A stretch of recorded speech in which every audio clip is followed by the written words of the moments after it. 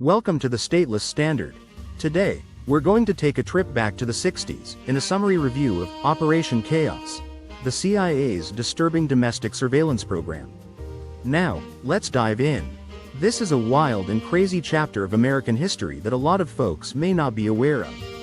You probably think of the CIA as a super-secret agency known for its undercover missions and spying shenanigans in foreign countries. But what many people don't realize is that, during the intense days of the Cold War, the CIA wasn't just keeping an eye on foreign threats. They were also watching their own citizens like hawks. Yes, that's correct. Under the banner of so-called national security, they kicked off a covert program called Operation Chaos, and it turned into a serious invasion of privacy aimed at anti-war activists, civil rights leaders, and everyone else who dared to challenge the status quo. Even the conservative movement was infiltrated. So, let's unpack the origins, tactics, and fallout of this controversial program that stomped all over our civil liberties and raised some serious ethical questions. First, let's rewind back to 1967 when President Johnson established a domestic espionage project targeting American citizens on American soil, nicknamed Operation Chaos. Ostensibly, the idea was that they would sniff out any foreign influences that were potentially stirring up trouble in the anti-war protests. But it morphed into a full-fledged effort to silence any and all critics of the government, period. This also meant that the CIA now had dirty hands. Their widespread surveillance of everyday average Americans, both left and right, was indeed 100% illegal. The main folks in the crosshairs of Operation Chaos were the anti-war protesters. Being vocally against a completely senseless Vietnam War was considered a genuine threat by the national security pansies. Groups like the Students for a Democratic Society, SDS, became prime targets. The CIA didn't just sit back and watch from the sidelines either. They infiltrated these groups, sending in agent provocateurs who pretended to be activists. They were all about gathering intel and trying to throw a wrench in the works of any protest activities. We're talking instigators and agitators, and phone taps, intercepted mail and agents tracking every move these groups made. All in the name of quote-unquote national security. But wait, there's more. Because it didn't stop there.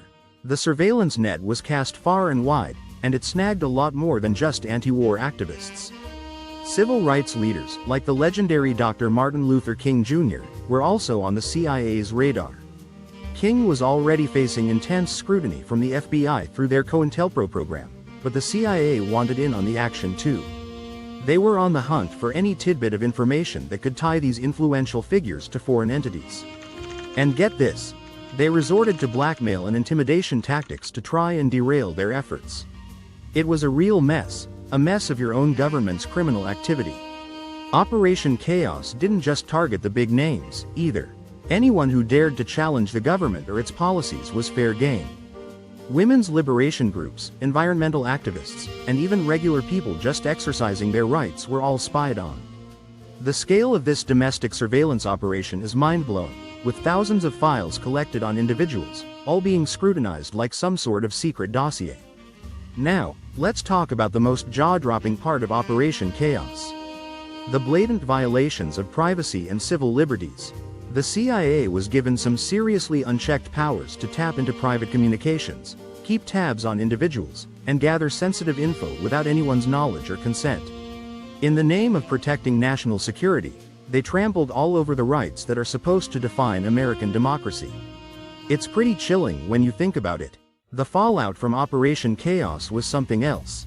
By the early 1970s, the program was out in the open, leading to a wave of public outrage and demands for accountability. Congress stepped in and launched an investigation that peeled back the layers on the CIA's illegal activities, sparking a push for reform in surveillance laws. Even though Operation Chaos officially wrapped up in 1974, its legacy is still hanging around today, especially when we're talking about privacy rights and government overreach. It's like a cautionary tale about how the fear surrounding national security can lead to some seriously dangerous infringements on civil liberties.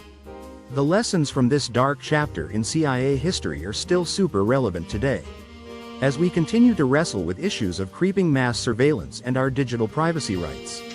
So, to wrap it all up, Operation Chaos was a shocking and illegal domestic surveillance program that stomped all over the rights of American citizens, all in the name of national security. The methods used were extensive and intrusive, targeting not just specific groups but anyone who was seen as a potential threat to the government's agenda.